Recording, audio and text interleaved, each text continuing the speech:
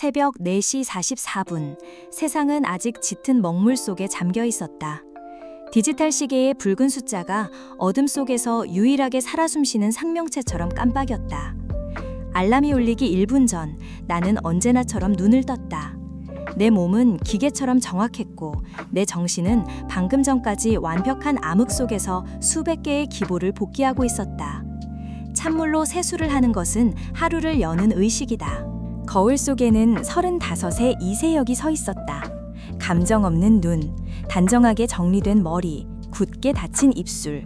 사람들은 나를 얼음돌이라 불렀다. 바둑판 위에서나 인생에서나.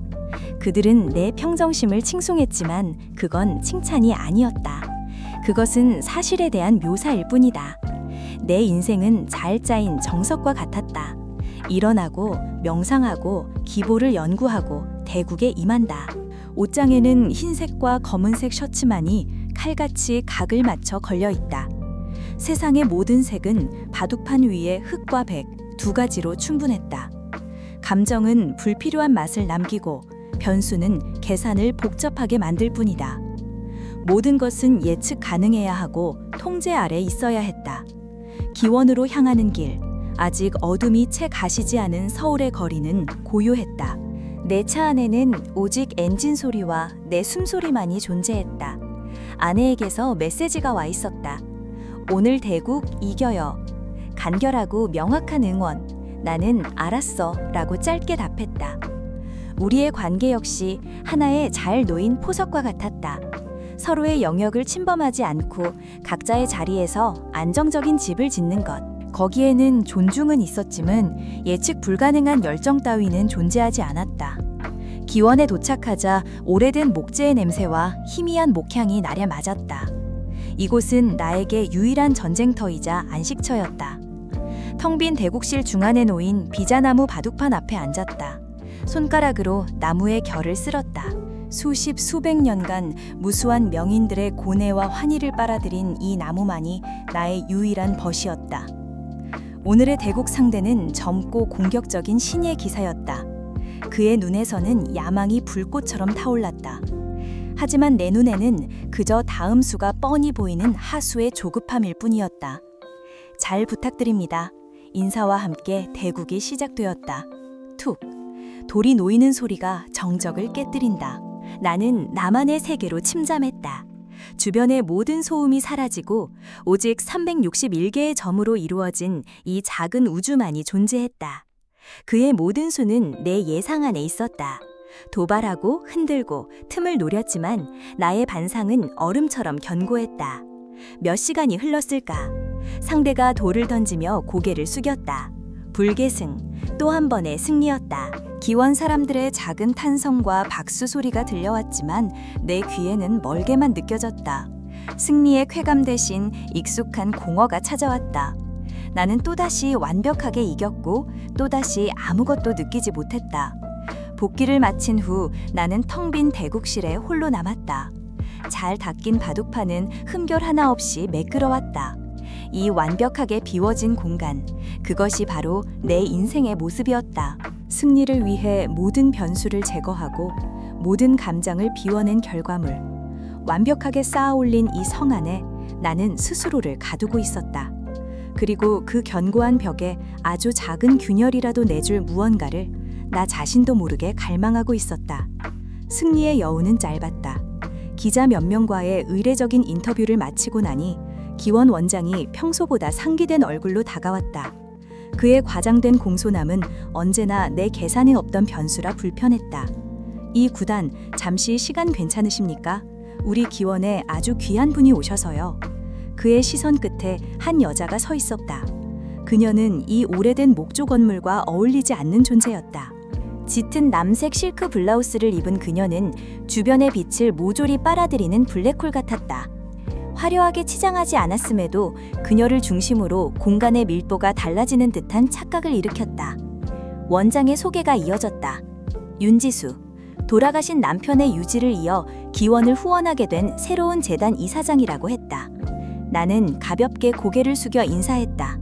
또 한 명의 부유한 후원자, 바둑의 심오함보다는 천재 기사라는 타이틀에 흥미를 느끼는 부류일 것이다. 내 머릿속은 이미 다음 대국을 위한 복기를 시작하고 있었다.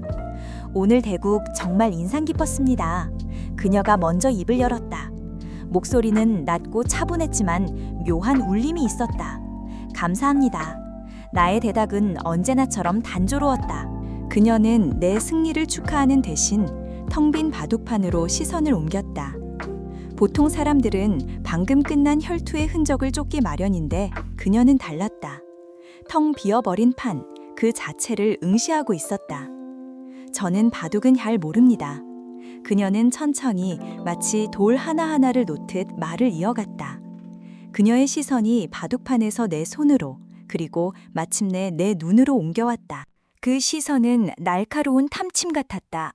내 견고한 얼음벽을 뚫고 안을 들여다보려는 듯한 집요하고 서늘한 시선.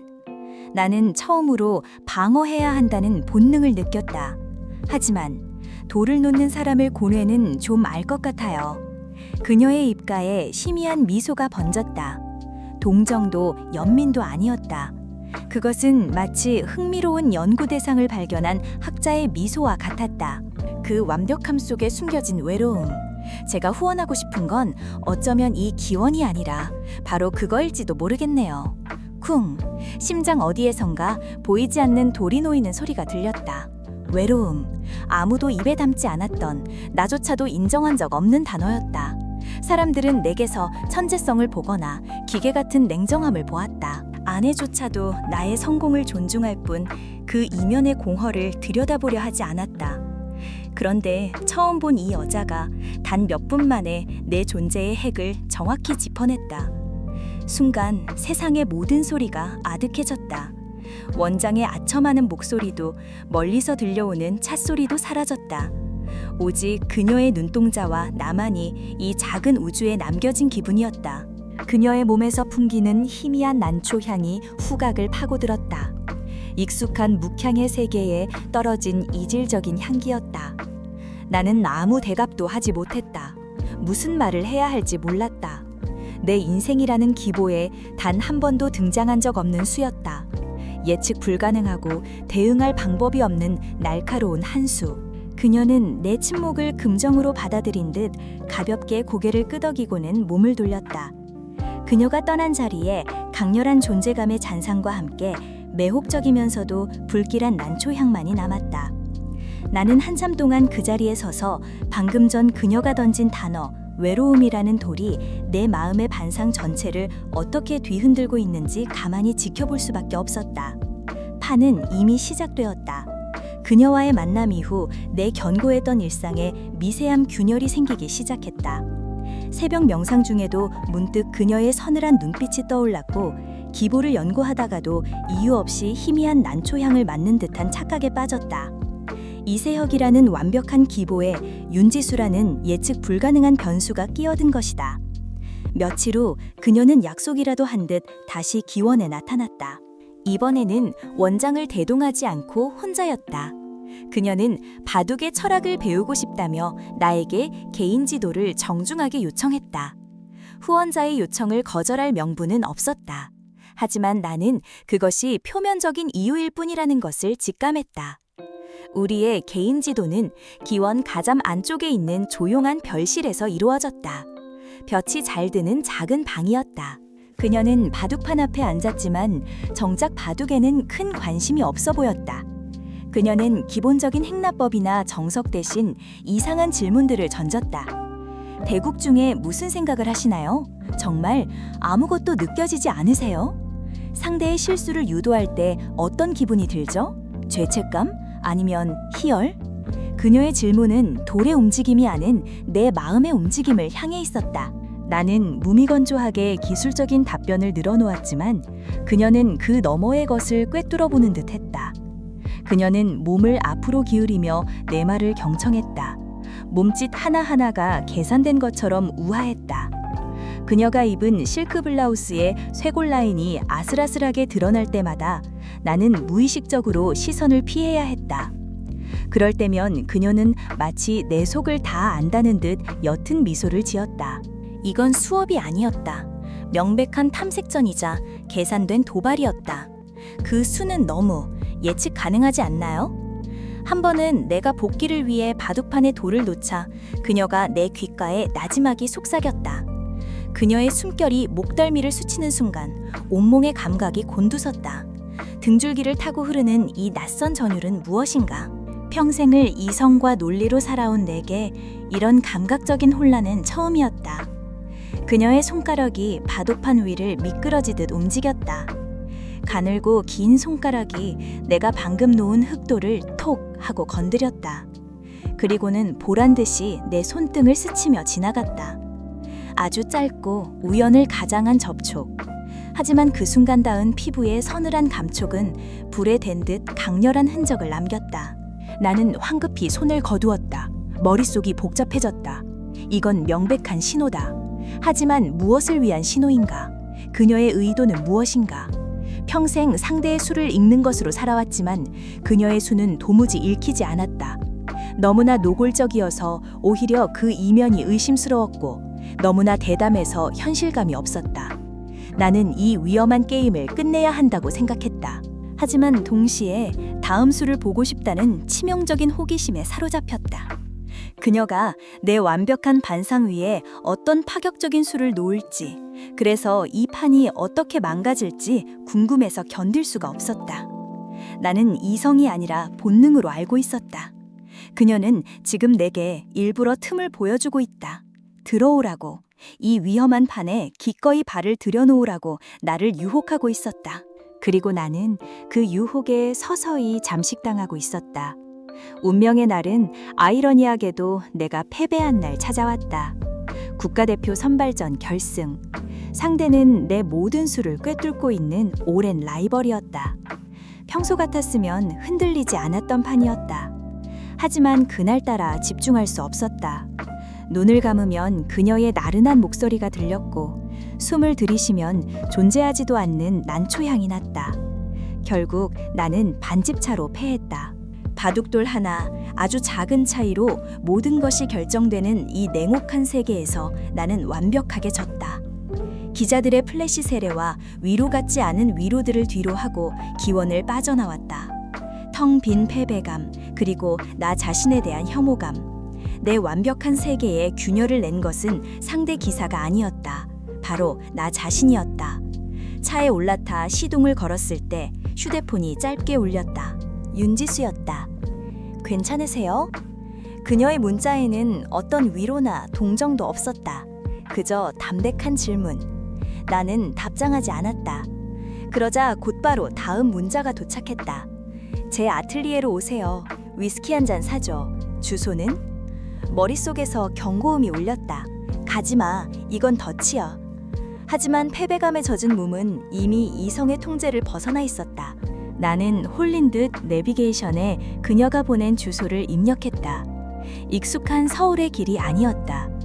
강변을 따라 한참을 달리자 도시의 불빛이 한눈에 내려다 보이는 언덕 위 모던한 건물이 나타났다. 그녀의 아틀리에였다. 현관문은 열려 있었다. 안으로 들어서자 거대한 통유리창 너머로 서울의 야경이 그림처럼 펼쳐져 있었다. 바닥에는 값비싼 미술품과 책들이 무심하게 흩어져 있었고 공기 중에는 위스키와 그녀의 향수가 뒤섞인 묘한 향기가 감돌았다. 그녀는 소파에 비스듬히 기댄 채 느슨하게 묶은 짙은 녹색 실크 가운 차림으로 나를 맞았다. 샤워를 막 마친 듯 젖은 머리카락 몇 가닥이 목덜미에 달라붙어 있었다. 올 줄 알았어요. 그녀는 잔에 호박색 액체를 따르며 나른하게 말했다. 나는 말없이 그녀가 건네는 잔을 받아들였다. 독한 위스키가 타는 듯 목을 넘어갔다. 오늘 패배 아프겠네요. 완격주의자에게 흠집이 났으니. 그녀의 말은 칼날 같았다. 정곡을 찔렀다. 진짜 승부는 바둑판 위에서만 벌어지는 게 아니에요, 이 구단. 그녀는 자리에서 일어나 내게로 다가왔다. 그리고는 내 뒤편, 벽에 걸린 복잡한 흑백 추상화를 가리켰다. 자세히 보니 그것은 매우 어려운 사활 문제를 예술적으로 형상화한 작품이었다. 흑돌 대마가 백에게 완벽하게 포위되어 어떤 수를 써도 살 길이 없어 보이는 절망적인 형태. 이 돌 살릴 방법이 없어 보이죠? 그녀의 목소리가 귓가에 내려앉았다. 하지만 관점을 바꾸면 돼요. 내 돌을 살리려 애쓰는 대신 상대의 대마를 잡으러 가는 척. 선을 넘으면 길이 보여요. 그녀의 손가락이 그림 속 흑돌을 따라 움직이다가 이내 금지된 경계선을 넘어 백의 진영 한가운데를 찔렀다.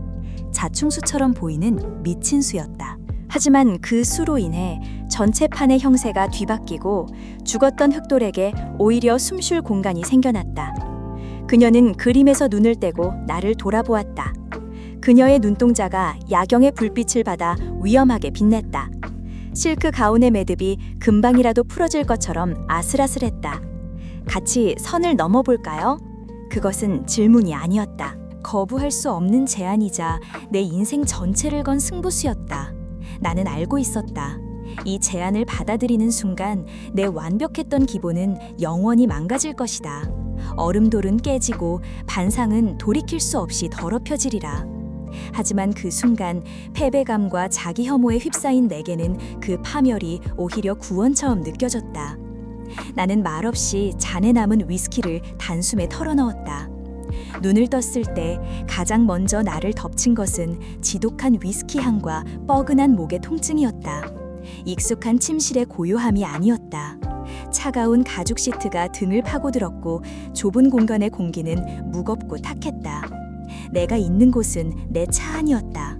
그녀의 아틀리에가 올려다 보이는 언덕 아래 주차 공간. 밤새 이곳에 있었던 것이다. 기억은 파편처럼 떠올랐다. 그녀의 나른한 목소리, 독한 위스키의 맛, 통유리창 너머로 아득하게 빛나던 도시의 불빛들, 그리고 이성과 논리의 방어선이 속절없이 무너져 내리던 그 감각. 모든 것이 현실감 없이 아득했다. 나는 멍하니 고개를 들어 그녀의 아틀리에를 올려다보았다. 거대한 통유리창 안은 아직 어두웠지만 동쪽 하늘에서 번져오는 희미한 여명이 실내의 풍경을 어렴풋이 드러내고 있었다. 그리고 나는 보았다. 고급스러운 원목 마루 위 흙과 백의 바둑돌 수십 개가 무질서하게 흩어져 있는 것을. 마치 격렬한 대구 끝에 누군가 바둑판을 뒤엎어버린 것처럼. 그것은 지난밤에 대한 완벽한 은유였다. 나의 흙과 백, 선과 악, 이성과 본능이 어지럽게 뒤섞여버린 전쟁터. 정갈하고 빈틈없던 내 세계가 하룻밤 사이에 처참하게 무너져 내린 잔해. 패착, 바이적. 내 인생이라는 기보에 돌이킬 수 없는 패착을 두었다. 나는 평생을 복귀하며 살아왔다. 나의 실수, 상대의 실수를 분석하고 다음 수를 예측했다. 하지만 이 수는 복귀가 불가능했다. 감정에 휩쓸린 수, 계산이 아니라 욕망이 둔 수였다. 프로 기사가 아니라 모든 것을 걸고 도박을 벌인 풋내기의 수였다. 손으로 마른 세수를 했다. 까끌한 수염이 손바닥에 스쳤다. 뒷좌석 거울로 내 모습을 비춰보았다. 구겨진 셔츠, 헝클어진 머리, 초점 없는 퀭한 눈. 거울 속에는 얼음돌 이세역이 없었다. 그저 하룻밤의 쾌락에 모든 것을 내던진 길 잃은 사내가 있을 뿐이었다. 내 와이셔츠 소매에는 다른 여자의 립스틱 자국이나 천박한 향수 냄새 대신 값비싼 위스키 향만이 진하게 배어 있었다. 그것은 오히려 더 지독한 낙인이었다. 타인에 의해 남겨진 흔적이 아니라 나 스스로 선택하고 탐닉한 타락의 증거였기 때문이다. 해가 완전히 떠오르고 있었다. 도시가 잠에서 깨어나고 있었다. 나도 돌아가야 했다. 나의 집, 나의 아내, 나의 완벽했던 일상 속으로. 하지만 그곳은 더 이상 예전과 같은 곳이 아닐 것이다. 나 자신이 변해버렸으니까. 시동을 걸었다. 엔진 소리가 새벽의 정적을 날카롭게 갈랐다. 나는 아틀리에 쪽은 돌아보지도 않고 차를 몰아 언덕을 내려왔다. 돌은 던져졌다.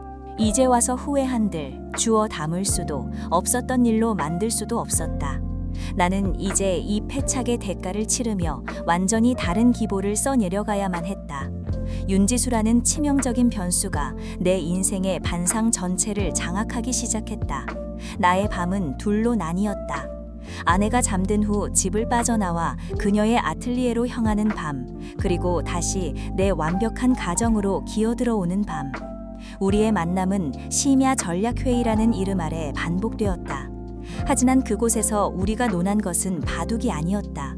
우리는 서로의 경계와 욕망을 탐색했고 이성과 본능의 아슬아슬한 경계 위에서 위험한 춤을 추었다. 그 대가는 혹독했다. 낮에 나는 껍데기만 남았다. 바둑판 앞에 앉아도 돌의 길이 보이지 않았다. 수일기는 흐려졌고 형세 판단은 무뎌졌다. 연패가 이어졌다. 얼음돌의 슬럼프. 언론은 떠들어댔고 동료 기사들은 안타까움과 은밀한 고소함이 뒤섞인 눈으로 나를 바라보았다. 그러나 나는 멈출 수 없었다. 패배의 쓴맛보다 그녀가 지는 감각적 혼돈이 더 강렬했다. 나는 독이 든 술인 줄 알면서도 매일 밤 그 잔을 비웠다. 그녀는 이 게임의 규칙을 바꾸기 시작했다. 더 이상 안전한 아틀리에에만 머무르지 않았다. 그녀는 내 세계를 침범하기 시작했다. 어느 날 아침, 대국을 위해 차에 올랐을 때였다. 조수석 시트 아래에서 무언가 반짝였다. 허리를 숙여 그것을 집어들었을 때 온몸의 피가 차갑게 식었다. 작고 우아한 다이아몬드 귀걸이, 윤지수의 것이었다. 어젯밤 그녀가 이 자리에 앉아 내 넥타이를 풀어주며 웃던 모습이 스쳐 지나갔다. 이건 실수가 아니다. 의도된 표식, 내 영역에 꽂아넣은 깃발이었다. 나는 미친 사람처럼 차 안 구석구석을 뒤졌다. 또 다른 흔적이 있을까봐, 아내가 이것을 발견하게 될까봐 심장이 얼어붙는 것 같았다. 그녀는 나를 유혹하는 동시에 언제든 이 모든 것을 파괴할 수 있는 칼자루를 쥐고 있음을 상기시키고 있었다. 진정한 공포는 며칠 뒤에 찾아왔다. 아내가 주최하는 소아암 환우 돕기 자선 행사에 참석했을 때였다. 위선과 가식이 넘실대는 내가 가장 혐오하는 종류의 장소. 나는 가면 같은 미소를 띈 채 아내의 옆을 지키고 있었다. 그때 장내에 잠시 소란이 일며 모든 사람의 시선이 입구로 향했다. 윤지수였다. 그녀는 홀로 한 마리의 흑조처럼 우아하게 걸어 들어오고 있었다. 몸에 완벽하게 맞는 검은 드레스는 그녀의 굴곡을 여고 없이 드러냈고, 목에는 내가 며칠 전 차 안에서 발견했던 것과 똑같은 디자인의 귀걸이가 한 쌍으로 달려 빛나고 있었다. 그녀는 곧장 우리 쪽으로 다가왔다. 나는 숨을 쉴 수가 없었다. 아내가 의아한 표정으로 나를 보았다. 아는 분이세요? 아, 이세혁 구단님. 이런 곳에서 뵙네요. 그녀는 아무것도 모른다는 듯 순진한 얼굴로 내게 인사했다. 그리고는 내 아내를 향해 몸을 돌렸다. 처음 뵙겠습니다. 윤지수라고 합니다. 사모님께서 이렇게 좋은 일을 하신다고 해서 작은 힘이라도 보태고 싶어서요. 그녀는 거액의 기부금이 적힌 봉투를 내밀었다. 아내는 감격한 얼굴로 그녀의 손을 맞잡았다. 두 여자가 우아한 미소를 지으며 대화를 나누는 광경. 내 아내와 내 여자. 나는 그 지옥 같은 풍경의 한가운데서 온몸이 마비된 채 서 있었다. 그 순간 아내와 환하게 웃으며 대화하는 그녀의 머릿속을 들여다볼 수만 있다면 아마도 이런 생각을 하고 있지 않을까. 완벽한 집, 완벽한 아내, 이세혁 씨의 견고한 성. 하지만 이런 완벽한 바둑판을 망가뜨리는 건 돌 하나면 충분해. 바로 나라는 돌. 나는 깨달았다. 나는 지금 그녀와 대등한 게임을 하고 있는 것이 아니었다. 나는 거대한 미로 속에 갇힌 실험용 쥐에 불과했다. 그리고 그녀는 미로 밖에서 나의 모든 발버둥을 흥미롭게 관찰하고 있었다. 자선 행사가 끝나고 집으로 돌아오는 길, 차 안의 공기는 얼음장처럼 차가웠다.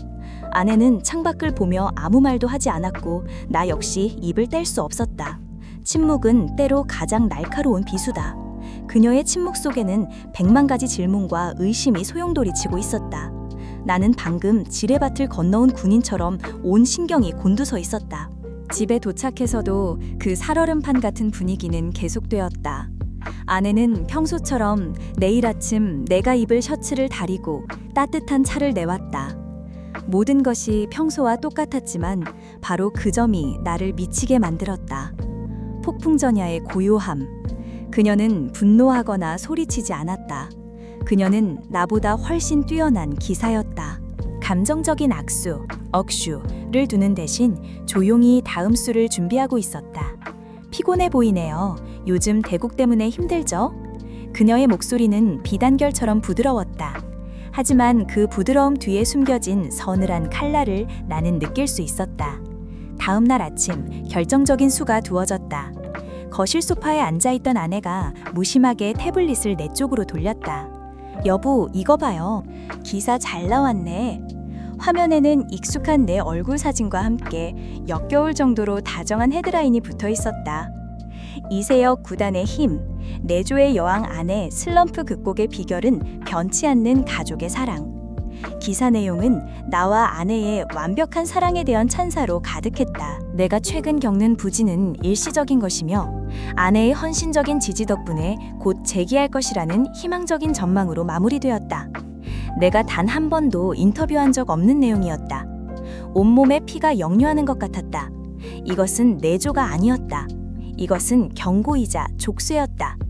그녀는 언론을 이용해 이세혁과 그의 아내라는 완벽한 그림을 대중 앞에 전시했다. 이제 나는 이 프레임 안에서 옴짝달싹할 수 없게 되었다. 이 기사를 부정하는 순간 나는 아내의 헌신을 배신한 파렴치한이 될 테니까. 그녀는 나의 세계와 그녀의 세계를 단단한 쇠사슬로 묶어버렸다. 진정한 공포는 그날 오후에 찾아왔다. 서재에서 기보를 들여다보고 있지만 단 한 수도 눈에 들어오지 않았다. 그때 문틈으로 아내의 통화 소리가 희미하게 들려왔다. 네, 김 기자님, 자료는 잘 받으셨죠? 호호, 별 말씀을요. 그저 남편이 다시 일어서는데 작은 힘이라도 되고 싶을 뿐이죠. 아, 그리고 다음 대국 상대가 박철민 4단 맞죠? 네, 그분 요즘 경제적으로 좀 어렵다고 들었는데 저희 재단에서 조용히 후원할 방법이 없을까요? 물론 남편 이름으로는 말고요. 심장이 바닥으로 곤두박질 쳤다. 박철민 4단, 나의 다음 대국 상대. 그녀는 나의 바둑판에까지 손을 뻗치고 있었다. 승부의 세계에 돈을 개입시켜 나의 승리마저 그녀의 통제 아래 있는 것처럼 만들려는 것이다. 내가 이겨도 그것은 나의 실력이 아닌 아내의 내조 덕분이 될 것이고, 만약 진다면 나는 더 깊은 나락으로 떨어질 터였다. 나는 깨달았다. 나는 지금 두 개의 바둑판 위에 동시에 올려져 있다. 한쪽에서는 윤지수가 나의 감정과 본능을 흔들며 예측 불가능한 수로 나를 농락하고 있고, 다른 한쪽에서는 아내가 나의 이성과 사회적 생명을 옥죄며 완벽한 포석으로 나를 가두려 하고 있었다. 두 명의 여왕 사이에 낀 무력한 왕, 양쪽 모두로부터 외통수에 몰려 있었다. 초읽기 초침 소리가 귓가에서 점점 더 빠르고 시끄럽게 울리기 시작했다. 더 이상 참을 수 없었다. 아내의 통제와 윤지수의 도발, 양쪽에서 조여오는 압박감에 숨이 막혔다. 이 지옥 같은 게임을 끝내야 했다. 누구든 한 명의 진짜 의도를 알아내야만 했다. 나는 폭우가 쏟아지는 밤 이성의 마지막 끈을 놓아버린 채 그녀의 아틀리에로 차를 몰았다. 빗줄기가 미친 듯이 앞 유리를 때렸다. 와이퍼가 필사적으로 움직였지만 흐려지는 시야를 다 닦아내지 못했다. 마치 내 혼란스러운 마음처럼. 나는 그녀의 아틀리에 문을 거의 부술 듯이 열어젖혔다. 비에 흠뻑 젖은 생쥐꼴이었다. 내 완벽했던 과거의 모습은 어디에도 없었다. 그녀는 소파에 앉아 와인을 마시고 있었다. 창밖의 폭풍우가 마치 자신을 위한 배경음악이라도 되는 듯 조금도 동요하지 않은 채 완벽하게 평온한 모습이었다. 그녀는 나를 보고도 놀라지 않았다. 오히려 이 모든 것을 예상했다는 듯 입가에 옅은 미소까지 머금고 있었다. 꼴이 말이 아니네요, 인구단. 그녀의 나른한 목소리가 내 마지막 남은 이성을 끊어놓았다. 대체 내게 원하는 게 뭐여? 내 목소리는 빗물과 절망에 젖어 거칠게 갈라져 나왔다. 돈? 아니면 죽은 남편의 복수라도 하려는 거요? 이유가 있을 거 아니야. 왜 나를 이렇게까지 흔드는 거냐고. 나는 사랑이나 욕망 같은 순진한 단어는 차마 입에 담을 수도 없었다. 이 모든 것이 거대한 계획의 일부이기를, 차라리 내가 복수의 대상이라도 되기를 바랐다. 의미 없는 혼돈보다는 차라리 증오의 대상이 되는 편이 나았다. 그녀가 웃었다. 늘 보던 그 나른하고 매혹적인 미소가 아니었다. 입꼬리만 살짝 올라간 모든 온기가 증발해버린 차가운 조소였다. 그 웃음소리는 천둥소리보다 더 크게 내 심장을 울렸다. 원하는 것? 그녀는 와인잔을 천천히 내려놓으며 마치 철없는 아이의 질문에 답하는 어른처럼 말했다. 난 그냥 단조로운 기보에 재미있는 변수 하나를 던져본 것뿐이에요. 순간 세상의 모든 소음이 멎었다. 창밖의 빗소리도 내 심장이 미친 듯이 울리는 소리도 들리지 않았다. 그녀의 목소리만이 얼음 송곳처럼 내 고막을 파고들었다. 이세혁이라는 사람. 흠 하나 없이 완벽하게 짜인 너무나 아름답지만 동시에 너무나 지루한 지보 같았거든. 그래서 궁금했어요. 이 완벽한 바둑판 한가운데 도저히 계산할 수 없는 무리수 하나를 던져두면 어떻게 될까? 천재기사는 과연 어떻게 반응할까? 그녀는 자리에서 일어나 내게로 천천히 다가왔다. 그녀의 눈에는 욕망도, 증오도, 그 어떤 감정도 담겨있지 않았다. 오직 차가운 지적 호기심과 실험 결과를 확인하는 과학자의 무감정한 시선만이 존재했다. 당신이라는 천재가 그 작은 돌 하나에 이렇게까지 무너지는 걸 보는 게 내 유일한 개인 과외의 목적이었어요. 이제 대국은 끝났네요, 이세혁 씨. 그녀는 내 턱을 가볍게 들어올리며 마지막 결정타를 날렸다. 당신의 패배예요. 나는 사랑의 상대도, 복수의 대상도, 정복의 목표도 아니었다. 나는 그저 관찰 대상이었다. 그녀의 지루함을 달래기 위한 장난감, 흥미로운 실험체에 불과했다. 내 모든 고뇌와 번민, 타락과 죄책감은 그녀에게는 한편의 흥미로운 구경거리였을 뿐이다. 이보다 더 완벽한 패배가 있을까? 이보다 더 잔인한 모욕이 있을까? 다리에 힘이 풀렸다.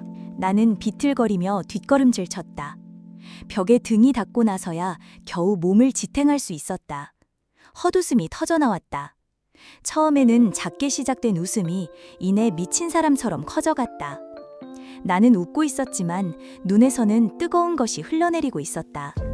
그것이 빗물인지 눈물인지 더 이상 분간할 수 없었다. 나의 세계는 완벽하게 그리고 철저하게 무너져 내렸다. 며칠이 흘렀는지 알 수 없었다. 나는 기원해도 집에도 돌아가지 않았다. 값싼 모텔방을 전전하며 술로 밤을 지새웠다. 세상은 나를 잊은 듯 조용했다. 휴대폰은 꺼져 있었고 나는 자발적으로 유령이 되었다. 모든 것을 잃었다. 나의 명성, 나의 가정, 그리고 나 자신이라는 견고했던 성까지. 윤지수는 옳았다. 나의 완벽한 패배였다. 텅 빈 술병들을 바라보던 어느 날 새벽, 문득 거울 속의 내 모습이 눈에 들어왔다. 수염은 덥수룩했고 눈은 퀭했다. 세상에서 가장 초라하고 비참한 사내. 그런데 그 텅 빈 눈동자 속에서 아주 작은 불씨 하나가 타오르고 있는 것을 보았다. 그것은 분노도 슬픔도 아니었다. 모든 것을 잃은 자만이 가질 수 있는 기묘한 자유, 더 이상 잃을 것이 없다는 데서 오는 위험한 해방감이었다. 나는 자리에서 일어났다. 샤워를 하고 며칠 만에 깨끗하게 면도를 했다. 옷장에서 가장 좋은 수트를 꺼내 입었다. 얼음돌, 이세혁의 갑옷. 하지만 이제 그 갑옷을 입은 사람은 예전의 내가 아니었다. 나는 그녀의 아틀리에를 다시 찾아갔다. 벨을 누르자 그녀가 문을 열었다.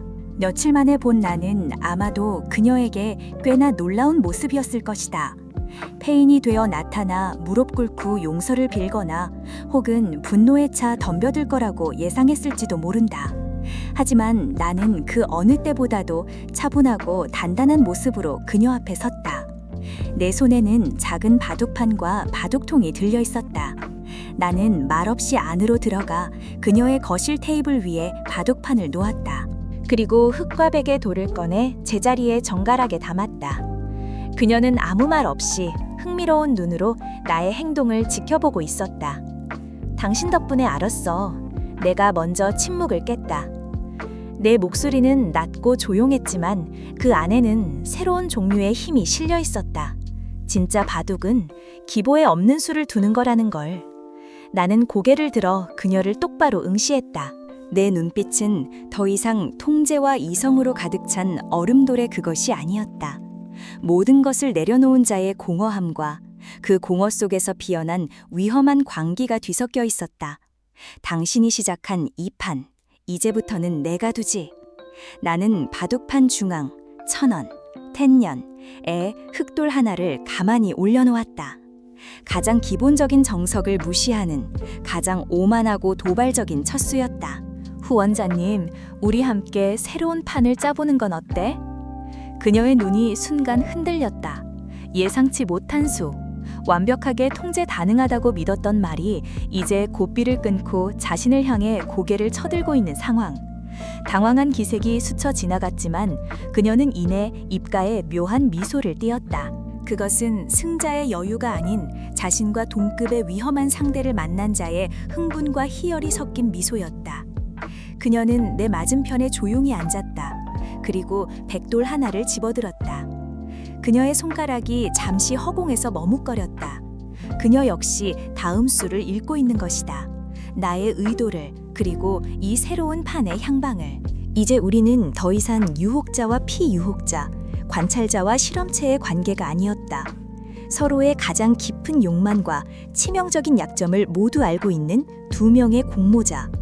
세상이라는 거대한 바둑판을 앞에 둔 위험하고 매혹적인 동맹이 시작되는 순간이었다.